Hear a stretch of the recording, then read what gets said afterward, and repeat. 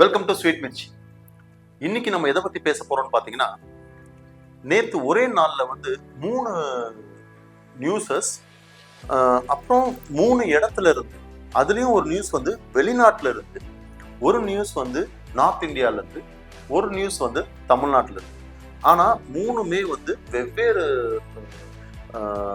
சமயத்துல நடந்த ஒரு விஷயம். ஆனா 3மே ஒரே டாபிக்கை பேஸ் பண்ணி நடந்த ஒரு விஷயம். ஸோ அது முதல்ல என்ன நியூஸ்ன்றதை நான் சொல்லியிருந்தேன். நேற்று தமிழ்நாட்டில் வந்து பார்த்தீங்கன்னா திருவள்ளூர் டிஸ்ட்ரிக்ட்ல வந்து ஒரு வட இந்தியர்கள் தங்கியிருந்த ஒரு இடத்துல வந்து ஒரு கலவரம். அதை அடக்க சென்ற காவல்துறையினர் மீது அவங்க கல் வீசி தாக்கினாங்க. இது ஒரு நியூஸ். இன்னொரு நியூஸ் பார்த்தீங்கன்னா, மகாராஷ்டிராவில் வந்து மகாராஷ்டிரா வேலை வாய்ப்புகள் மராத்தியர்களுக்கு மட்டும் அப்படின்னு சொல்லி ஒரு போராட்டம். இன்னொரு நியூஸ் பார்த்தீங்கன்னா, ஆஸ்திரேலியாவில் இமிகிரண்ட்ஸ்க்கு எதிராக ஒரு போராட்டம். அதுலேயும் குறிப்பிட்டு இந்தியர்களுக்கு எதிராக, இந்தியர்கள் இனிமேல் ஆஸ்திரேலியாவுக்குள்ள வரக்கூடாது அப்படின்னு சொல்லி ஒரு போராட்டம் ஆஸ்திரேலியாவில் நடந்தது. இப்போ இந்த 3மே வந்து ஒரே ஒரு விஷயம்தான், வெளியாட்கள் உள்ளே வரக்கூடாது. இதுதான் அந்த விஷயம். ஸோ இது நேத்து நான் வந்து ஒரு நியூஸ் சேனல்ல இந்த இன்சிடென்ட்டை வந்து லைவ்ல போட்டுட்டு இருந்தாங்க.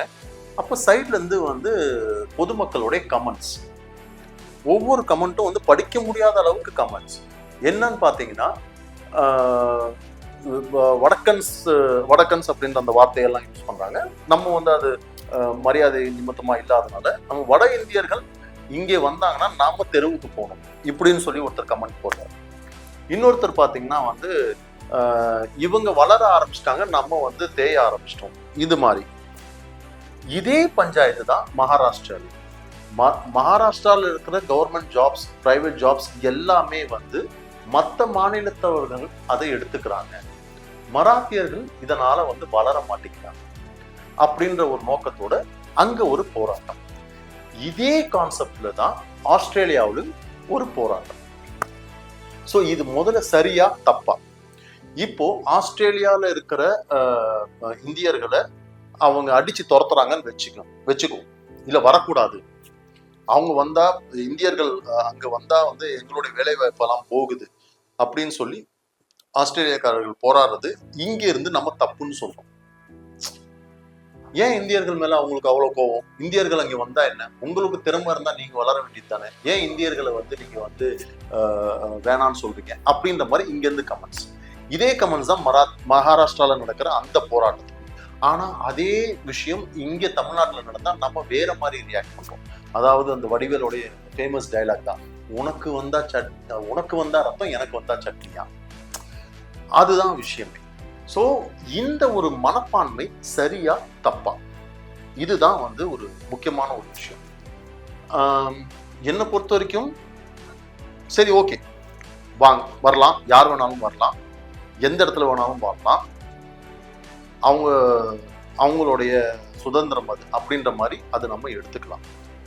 பட் என்னன்னா, ஏன் வந்து அது வந்து வெறுப்பாகுது? ஸோ அதுதான் அந்த பாயிண்ட். அதாவது அங்க பூர்வீகமா இருக்கிறவங்களுக்கு வந்தேரிகள் மீது ஏன் வெறுப்பாகுது, இதுதான் பாயிண்ட். பல வருஷமா வட இந்தியர்கள் இங்க வந்து வேலை செஞ்சுட்டு இருந்தாங்க. அப்பெல்லாம் அமைதியா இருக்கிற மக்கள் நேத்து ஒரு போராட்டம்னு வரும்போது அதுக்கு வந்து எதிராக வந்து ஒரு குரல் கொடுக்குறாங்க. ரெண்டாவது, இதே தான் மகாராஷ்டிரா மும்பைல பாத்தீங்கன்னா, தமிழ்நாடு, ஆந்திரா, கர்நாடகா, கேரளா எல்லா ஸ்டேட்ல இருக்கிற மக்கள்ஸும் அங்க போயிட்டு வந்து வேலை வாய்ப்பு தேடுறாங்க, வேலையில சேர்ந்துட்டாங்க, வீடு வாங்க ஆரம்பிச்சிடுறாங்க. ஸோ அது வரைக்கும் கூட ஓகே தான். பட் அவங்க வந்து நாங்க தான் வந்து இதுக்கப்புறம் இந்த இடத்துக்கு சொந்தக்காரங்க, நாங்க சொல்றது தான் சட்டம், இந்த மாதிரி ஒரு விஷயம் வரும்போது தான் அங்க பூர்வீகமா இருக்கிறவங்களுக்கு கோபம் வரும். எங்கிருந்தோ வந்தவன் நீ வந்து எங்களை அதிகாரம் பண்றியா அப்படின்ற அந்த விஷயம். இப்ப என்ன பொறுத்த வரைக்கும் அங்க போயிட்டு அதிகாரம் பண்ணக்கூடாது. யாரா இருந்தாலும் வட இந்தியர்கள் இங்கே வந்து அதிகாரம் பண்றதோ, இல்ல இங்க இருக்கிறவங்க அவங்க இடத்துக்கு போய் அதிகாரம் பண்றதோ எனக்கு அது சரியா படலை. ஒரு 3 தலைமுறை தாண்டி நீங்க அதிகாரம் பண்ணுங்க. நீங்க போனவனே அதிகாரம் பண்ணணும்னு நினைக்கிறது தப்பு. இப்போ இப்போ அங்க இருக்கிறவங்க பாத்தீங்கன்னா அப்ப அந்த மனப்பான்மை வந்து ஒரு ஒரு விதத்துல வந்து அது நியாயப்படுத்தும். ஒரு எக்ஸாம்பிள் எப்படி சொல்றதுன்னா, இப்போ வந்து எங்க தாத்தா வந்து ஆஸ்திரேலியாவில் வந்து ஒரு வேலைக்கு போறாரு. அதுக்கப்புறம் அவங்க அடுத்த தலைமுறை வந்து எங்க அப்பா தலைமுறை வருது. அதுக்கப்புறம் வந்து என் தலைமுறை வந்து நான் 3வது தலைமுறையா வந்து ஆஸ்திரேலியாவில் வந்து நான் குடியிருக்கிறேன். நான் ஆஸ்திரேலியாவில் வந்து நான் எது பண்ணாலும் எனக்கு அது இந்த உரிமை இருக்கு. ஏன்னா நான் அந்த நாட்டோட சிட்டிசன் ஆயிருந்தேன். நான் 3வது தலைமுறையா நான் இங்க இருக்கிறேன். அந்த நாட்டு கலாச்சாரம் படி தான் நான் பிறந்தேன், வளர்ந்தேன், எல்லாமே செய்யறேன். அப்போ வந்து நான் ஆஸ்திரேலியாவில் ஒரு விஷயம் பண்றேன்னா எனக்கு அதுக்கு முழு உரிமை இருக்கு. ஆனா ஆஸ்திரேலியால படிக்க போயோ வேலைக்கு போய் 5 வருஷத்துல 10 வருஷத்துல அங்க இருக்கிறவங்களை ஆக்கிரமிக்கணும்னு நினைக்கிறது எனக்கு சரியா படல. அதேதான் வட இந்தியால இருந்து இங்க வந்தவங்க. இப்போ ஃபார் எக்ஸாம்பிள் நீங்க வந்து சவுகார்பேட் போனீங்கன்னா எல்லாமே வட இந்தியர்கள். ஆனா அவங்க ஓட்டு போறது எல்லாமே வந்து இந்த மாநிலத்தை சேர்ந்த அரசியல் கட்சிகளுக்கு தான் ஓட்டு போடுறாங்க. முதல் தலைமுறை இருக்கு இல்லையா, வட இந்தியர்கள் வந்து இந்த சவுகார்பேட்ல வந்து குடியிருந்த முதல் தலைமுறைகள், அவங்களுக்கு வந்து அவங்களுடைய ஸ்டேட் அந்த கலாச்சாரம் வந்து ஒரு பிடிப்பு இருக்கும். ஆனா அடுத்தடுத்த தலைமுறைகள் இங்கே பிறந்து வளர்ந்தவங்களுக்கு தமிழ்நாடு தான் பெருமை. ஸோ அவங்க வந்து அவங்க ஒரு விஷயத்த பண்றாங்க அப்படின்னா அந்த எப்படி சொல்றது, இந்த 2வது தலைமுறை 3வது தலைமுறை அவங்களும் வந்து அவங்க தமிழ் கலாச்சாரத்து முறைப்படிதான் அவங்க வாழ்றாங்க. ஸோ அவங்களுக்கு எல்லா உரிமையும் இருக்கு. ஆனா முதல் தலைமுறையில போயிட்டு அங்க போயிட்டு ஆக்கிரமிப்பு மாதிரி பண்ணிக்கிட்டு அவங்கள இரிட்டேட் பண்ற மாதிரி வாழ்றது வந்து எனக்கு சரியா படல. அதே தான் நான் இங்கேயும் சொல்றேன். இங்க வட இந்தியர்கள் இப்போ திருப்பூர் ஆகட்டும் இல்ல சென்னை ஆகட்டும் இங்க வந்து ஒரு ரூம் எடுத்து தங்கி வாழ்ந்துட்டு ஆனா சைலண்டா இருந்தது. அவங்க கலாச்சாரத்தை இங்க புகுத்த நினைக்க கூடாது. இங்க இருக்கிற கலாச்சாரத்தை நான் ஏற்க மாட்டேன் அப்படின்னா நீங்க ஏற்காதீங்க. ஆனா அவங்க கலாச்சாரத்தை கொண்டு வந்து இங்க புகத்தணும்னு நினைக்கிறது அது தப்பு. நீங்க இங்கேயே ஒரு கல்யாணம் பண்ணி இங்கேயே ஒரு குழந்தைன்னா அந்த குழந்தைக்கு தெரியும் என்ன பண்ண முடியும். ஏன்னா அவங்க வளர்றதே இந்த கலாச்சாரத்தில் தான் வளரணும். ஸோ இது மொத்தமா நான் இவ்வளவு நேரம் நான் பேசுனது பாத்தீங்கன்னா இது கலாச்சார மோதலா தான் இருக்கு. அது வெளி மாநிலத்திலோ இல்ல வெளிநாட்டுல இருந்தோ வந்து வாழ்ற மக்கள் வளர்றது பத்தியோ இங்க யாருக்குமே எந்த பிரச்சனையுமே இல்லை. ஆனா நான் வந்துட்டேன், இந்த இடம் எனக்கு தான் சொந்தம், நான் சொல்றதுதான் சட்டம், நான் தான் இதுக்கப்புறம் இந்த இடத்த நான் ஆள போறேன் அப்படின்ற அந்த மனப்பான்மையோட அந்த கோட்பாட்டோட நீங்க பிஹேவ் பண்ணீங்கன்னா யாரா இருந்தாலும் இங்க இருந்து போற இந்தியர்கள் வெளிநாட்டிலையோ இல்ல வெளி மாநிலத்துல இருந்து இங்கே வர வட இந்தியர்களோ இல்ல மகாராஷ்டிரால போய் வாழ்ற தமிழ் மக்களோ யாரா இருந்தாலும் அந்த இடத்துக்கு போனீங்கன்னா அவங்களுடைய கலாச்சாரத்தை மதிங்க. சொல்ல போனா இங்க வாழ்றதுக்கு வக்கு இல்லாம தான் அங்க போறோம், அங்க வாழ்றதுக்கு வக்கு இல்லாம தான் இங்க வரோம் அப்படின்ற அந்த ஓப்பன் ஸ்டேட்மெண்ட் எடுத்துக்கிட்டா அதுக்கு தகுந்த மாதிரி வாழும். இப்போ நேத்து வந்து ஒரு கலவரம் நடக்குது, ஒரு 100-150 வட இந்தியர்கள் வந்து தமிழ்நாடு போலீஸ் மேல கல்லு விட்டு எறிகிறாங்க. இது வந்து ஒரு கொந்தளிப்பை ஏற்படுத்துச்சு. ஆனா அதே பல நூறு ஆண்டுகளா வாழ்ந்துட்டு இருந்த தமிழர்கள் இதே போலீஸ்காரங்க மேல கல்லு வீசினா போலீஸ்காரன் ஏதோ தப்பு பண்ணிருக்காயா அப்படின்னு சொல்லுவாங்க. ஆனா அதே வட இந்தியர்கள் இதே போலீஸ்காரங்க மேல கல்லு வீசினா பாத்தியா உள்ள வந்தவனே என்ன ஆட்டம் போடுறான் பாத்தியா, வரும்போது எப்படி கூனி குறுகி வந்தான், இப்போ பாத்தியா, இந்த மாதிரி ஒரு மனப்பான்மை வருது. ஆனா நியாயம் யார் பக்கம் இருக்குன்றது விசாரிக்கும் போது தான் தெரியும். அந்த சைடு அந்த ஃபேக்டரியில வேலை செஞ்ச ஒரு வட இந்தியர் இறந்துட்டாரு, அவங்களுக்கு வந்து இழப்பீடு வந்து கொடுக்கறதுல ஏதோ ஒரு பிரச்சனை, அதனால வந்த ஒரு போராட்டம், அது வந்து கலவரமா வெடித்தது. இதுதான் வந்து நடந்த ஒரு விஷயமா சொல்லிட்டு இருக்காங்க. இதுல யார் பக்கம் நியாயம்ன்றது தெரியல, விசாரிச்சுதான் தெரியும். ஸோ உங்களுக்கு இன்னும் ஒரு சின்ன ஒரு தெளிவு கொடுக்கணும் அப்படின்னா, இங்க இருந்து போற இந்தியர்கள், அதாவது நான் இவங்கள தான் நான் குறை சொல்றேன், இவங்களை வந்து மேம்படுத்தி காட்டுறேன் அப்படின்னு நினைக்காதீங்க. வட இந்தியர்கள் செய்யற சில அட்டூழியங்கள், வெளிநாட்டுக்கு போய் அவங்க செய்யற சில அட்டூழியங்கள் ரொம்ப மோசமானது. அவங்கனால மற்ற வெளிநாட்டர்களுக்கும் மற்ற வெளிநாட்டு வாழ் மக்கள் மீதும் அந்த நாட்டு பிரஜைகளுக்கு ஒரு வெறுப்புணர்வு வருது. இவங்க போயிட்டு எனக்கு ஒரு விஷயம் எனக்கு புரியல. உனக்கு இங்கே வந்து வாழ பிடிக்கல, இங்கே வாழ்றதுக்கு வழி இல்லை அப்படின்ற 2 காரணத்துக்காக தான் நீ இங்க இந்த நாட்டை விட்டே நீங்க போறீங்க. அது யாரா இருந்தாலும் சரி, இந்தியர்கள் அப்படின்னு எடுத்துக்கிட்டா ஒண்ணு இங்க உங்களுக்கு வாழ பிடிக்கல, இந்த நாட்டு மேல உங்களுக்கு பற்று இல்லை, இந்த நாட்டுல வாழ்றதுக்கு உங்களுக்கு பிடிக்கல, ரெண்டாவது, உங்களுக்கு வாழ்றதுக்கு இங்க வழி இல்லை. அதாவது வாழ்றதுக்கு வக்கு இல்லை அப்படின்ற அந்த வார்த்தையை நான் சரியா சொல்லாம, வாழ்றதுக்கு வழி இல்லை. அதனால நீங்க வேற ஒரு இடத்துக்கு வந்து வேற ஒரு இடத்த தேடி வந்து நீங்க வந்து போறீங்க. ஸோ அரபு நாடுகள் தவிர்த்து நம்ம மற்ற ஐரோப்பிய நாடுகளாகட்டும், கனடா நாடுகளாகட்டும், இல்லை வந்து அமெரிக்க கண்டத்தில் ஆகட்டும், நம்ம எங்கேயாவது நம்ம ஒரு இடத்துக்கு வந்து நம்ம படிக்க போறோம் இல்லை வேலைக்கு போறோம் அப்படின்னா நம்ம திரும்பி வரவே மாட்டோம் அப்படின்ற அந்த ஒரு ஐடியால தான் நம்ம அங்கே போறதே. யாரா இருந்தாலும் சரி, அங்கே போயிட்டு சம்பாரிச்சுட்டு ரிட்டர்ன் இங்கே வரதுக்கு யாருக்குமே இங்கே விருப்பமே இல்லை.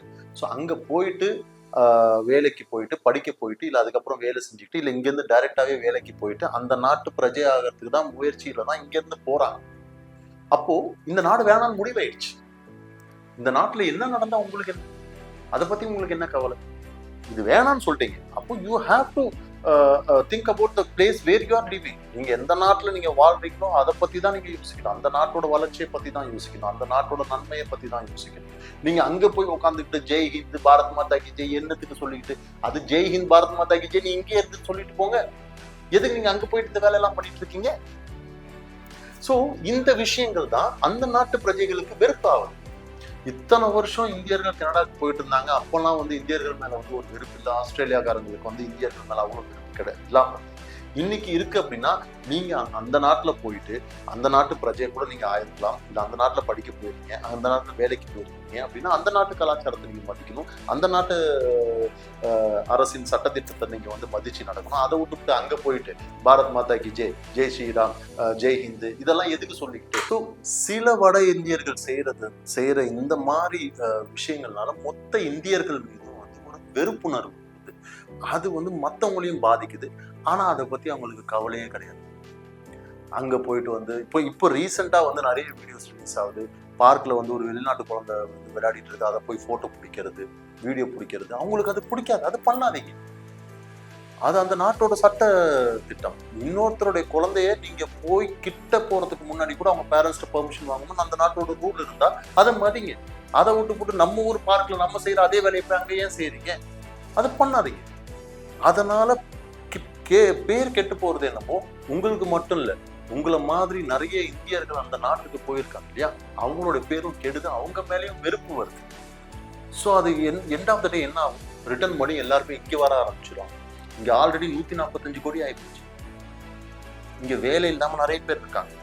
80 கோடி பேருக்கு வந்து கவர்மெண்ட் வந்து சாப்பாடு போடுதுன்னு கவர்மெண்ட் ரெக்கார்ட் சொல்லு. அந்த நிலைமையில இருக்கும்போது ஏதோ வசதி வாய்ப்பு படிச்சவங்க, ஏதோ படிச்சு திறமையா இருக்கிறவங்க வெளிநாட்டுக்கு போய் அங்க வாழ ஆரம்பிக்கிறாங்கன்னா விட்டுருங்க. அங்க போயிட்டு தகுதியே இல்லாதவங்க அந்த சில நாட்டுக்கு போயிட்டு அங்க போயிட்டு இந்த வேலையெல்லாம் செஞ்சுட்டு இருந்தா மற்றவங்களுக்கு இது பிரச்சனையா இருக்கு. நான் ஒரு பொதுவா சொல்லணும் அப்படின்னா, இங்கே வாழ்றதுக்கு பிடிக்கல அப்படின்னு வெளிநாட்டுக்கு போனா அந்த நாட்டு கலாச்சாரத்தை தயவு செஞ்சு மதிங்க. மற்ற இந்தியர்கள் பேரு கெடுக்கிற மாதிரி நடந்துக்காது. இதேதான் இங்க இருந்து வெளிநாட்டுக்கு போற இந்தியர்களுக்கும் நான் சொல்றேன், நம்ம மாநிலத்துக்கு வர வட மாநிலத்துக்கும் சொல்றேன், நம்ம தமிழ் மக்கள் போற மற்ற மாநிலத்துக்கும் சொல்றேன். ஒரு இடத்துக்கு போறோம்னா அந்த இடத்த மதிங்க. ஒரு வீட்டுக்கு நம்ம கெஸ்டா போறோம்னா கொஞ்சம் மதிங்க. அந்த வீட்டுல போயிட்டு நம்ம அதிகாரம் பண்ணக்கூடாது. நம்ம வீட்டுல நடந்துக்கிற மாதிரி நம்ம நடந்துக்க கூடாது. அது நம்ம வீடு. நம்ம வீடு எப்போ ஆகும் அப்படின்னா நம்மளுடைய 2வது தலைமுறை 3வது தலைமுறை மக்களுக்கு தான் அது நம்ம வீடா மாறும். அது வரைக்கும் நீங்க அங்க போயிட்டு வந்து டான்ஸ் ஆடுறது நடு ரோட்ல, மற்ற பொண்ணுங்களை வெறிச்சு பாக்குறது, இதெல்லாம் நடந்திருக்கு ரீசன்ட். நீங்க போய் கூகுள்ல சர்ச் பண்ணுங்க. ஏகப்பட்ட பிரச்சனைகள் இவங்க செய்யறாங்க. இதனால ஏகப்பட்ட ப்ராப்ளம் ஆகுது.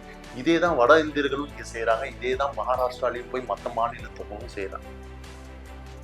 நீங்க ஒரு சிட்டிசன்ஷிப் வாங்குறீங்க அப்படின்னா அங்க நீங்க வந்து ஒரு உங்களுக்கு சிட்டிசன்ஷிப் கொடுக்கறதுக்கு முன்னாடி அவங்க சில விஷயங்கள் சொல்லுவாங்க.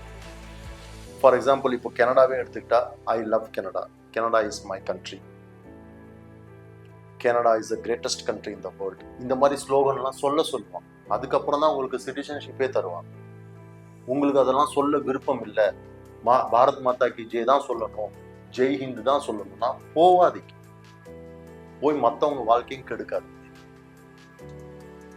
அது யாரா இருந்தாலும் சரி, அது வட இந்தியர்களா இருந்தாலும் சரி, இங்க இருக்கிற தமிழ் மக்களா இருந்தாலும் சரி, உங்களுக்கு இந்த நாடு தான் பிடிச்சிருக்குன்னா இந்த நாட்டிலே இருந்துருக்கு. வெளிநாட்டுக்கு போவாது, போயிட்டு மற்றவங்க வாழ்க்கையை கெடுக்காது. நன்றி, வணக்கம்.